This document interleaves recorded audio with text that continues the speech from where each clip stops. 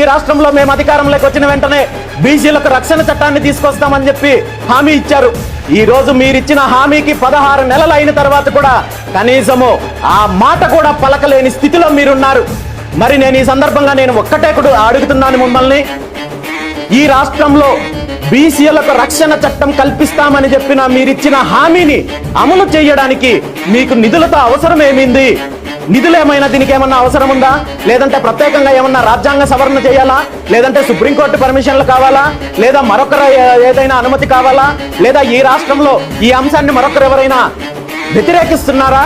ఇలాంటి అడ్డంకులు ఏవీ లేనప్పటికీ కూడా అధికారంలోకి వచ్చిన 16 నెలలు అయినప్పటికీ కూడా ఆ అంశాన్ని కూడా మీరు ప్రస్తావించడం లేదంటే 1983 నుండి మీ పార్టీ పునాదులు ఏవైతే ఉన్నాయో ఆ రోజు నుండి ఈ రోజు వరకు బీసీలను మోసం చెయ్యడమే మీ పార్టీ ఎజెండా అనేది మరొకసారి